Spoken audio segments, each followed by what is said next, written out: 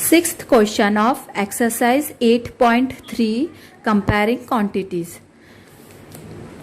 Arif took a loan of rupees 80,000 from a bank. Arif ने bank से 80,000 rupees loan लिया. If the rate of interest is 10% per annum, अगर rate of interest उसका 10% है per annum के लिए, find the difference in amounts he would be paying after 1.5 years if the interest is compounded annually और second one is compounded half yearly.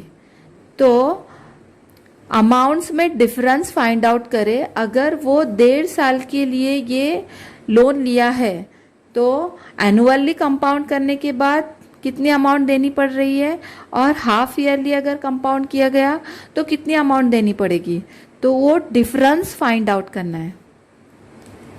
तो first क्या है, compounded annually. यहाँ पर P है rupees 80,000, rate of interest 10% and time period is 1.5 years.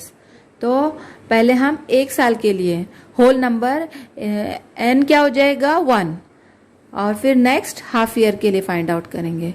तो A is equal to P into 1 plus R upon 100 whole raised to the power n. यहाँ पर P है 80,000 इंटू 1 प्लस 10 अपॉन 100 और n हो जाएगा 1, क्योंकि 1.5 ईयर के लिए और कंपाउंडेड एनुअली. तो कंप्लीट होल नंबर 1 के लिए फाइंड आउट करेंगे और नेक्स्ट हाफ ईयर के लिए, तो यहाँ पर 1 आएगा. इसलिए 80,000 into 100 into 100 plus 10, 110 upon 100 raised to the power 1. यहाँ पर 2 0 कैंसल हो जाएंगे, 2 0 गेट्स कैंसल, 2 0 गेट कैंसल. तो ये हो जाएगा 800 इंटू 110. यहाँ पर मल्टीप्लाई कर चुके हैं तो आंसर है 88,000. तो ये हो जाएगी अमाउंट रुपीज 88,000. अब यहाँ पर सिंपल इंटरेस्ट फाइंड आउट करेंगे, क्योंकि वो एनुअली कंपाउंड करना था. तो हमने वहाँ पर 1.5 ईयर के लिए है, तो 1 ईयर होल नंबर के लिए फाइंड आउट किए amount. A is equal to P into 1 plus R upon 100 whole raised to the power n.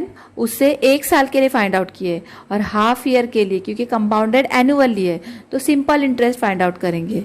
1 साल के बाद जो प्रिंसिपल अमाउंट में इंटरेस्ट ऐड हुआ तो वो जो अमाउंट आई वो यहाँ पर प्रिंसिपल होगा. तो वो है 88,000 into rate of interest 10 into time period half. तो ये 1 यहाँ पर न्यूमरेटर में आएगा और डिनोमिनेटर में 2, और ये जो यहाँ पर 100 है तो 100 इंटू 2 हो गया. तो 2 1 ज़ा 2 एंड 2 5 ज़ा 10. ये 2 0 कैंसिल हो गए.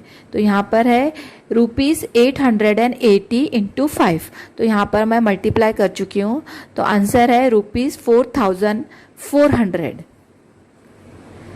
ये हाफ ईयर के लिए सिंपल इंटरेस्ट है. Amount at the end of 1.5 year, तो प्रिंसिपल आफ्टर 1 ईयर जो हमने फाइंड आउट किए थे वो रुपीज 88,000 प्लस सिंपल इंटरेस्ट ये जो यहाँ पर फाइंड आउट किए 4,400. तो कितनी हो गई amount 92,400 rupees.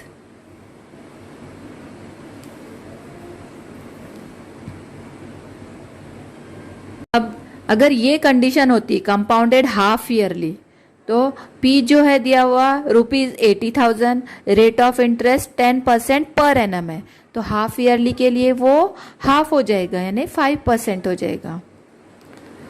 Time period 1.5 year, तो हाफ ईयरली है इसलिए n क्या हो जाएगा 3 हाफ बनेंगे.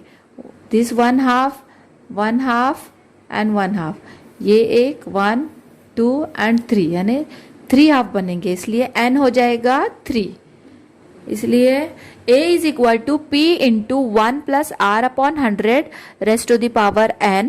यहाँ पर वैल्यूज पुट करेंगे तो P की वैल्यू है 80,000 into 1 plus 5 upon 100.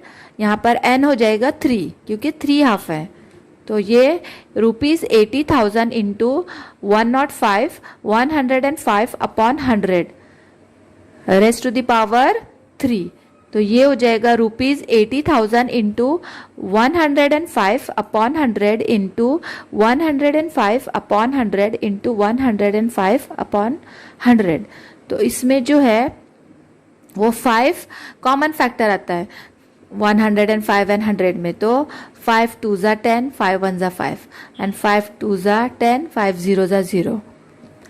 Same thing यहाँ पर भी हो जाएगी 21 अपॉन 20, 21 अपॉन 25 से हमने डिवाइड किए इसके लिए। तो अब यहाँ पर ये 3 0 कैंसिल हो जाएंगे, ये 0, ये 0 और ये 0 के साथ। फिर यहाँ पर रिमेनिंग क्या है 2, तो 2 4 ज़ा 8, 2 0 ज़ा 0। अब यहाँ पर 2 1 ज़ा 2, 2 2 ज़ा 4, 2 0 ज़ा 0। अब नेक्स्ट 2 1 ज़ा 2 एंड 2 10 ज़ा 20। तो यहाँ पर रिमेनिंग क्या है ₹10, this one into 21 into 21 into 21। ये मल्टीप्लाई करने के बाद 21 इंटू 21 441। फिर इसको 10 इंटू 21 यानी 210 हो गया। तो 441 को 210 से मल्टीप्लाई करने के बाद आंसर आ रहा है 92,610। अब ये कंपैरिजन करना है कि कंपाउंडेड एनुअली हो और कंपाउंडेड हाफ ईयरली हो, तो उसमें कंपेयर करके डिफरेंस फाइंड आउट करेंगे। यही क्वेश्चन है कि डिफरेंस फाइंड आउट करो अगर वो एनुअली कंपाउंड किया गया और अगर हाफ ईयरली कंपाउंड किया गया। तो दोनों फाइंड आउट करने के बाद डिफरेंस फाइंड आउट करेंगे कंपेयर करके। The difference in amounts is 92,610। ये जब एनुअली कंपाउंड करने के बाद अमाउंट आई है वो है, और जब हाफ ईयरली कंपाउंड किए तो अमाउंट आई है 92,400। तो डिफरेंस है ₹210।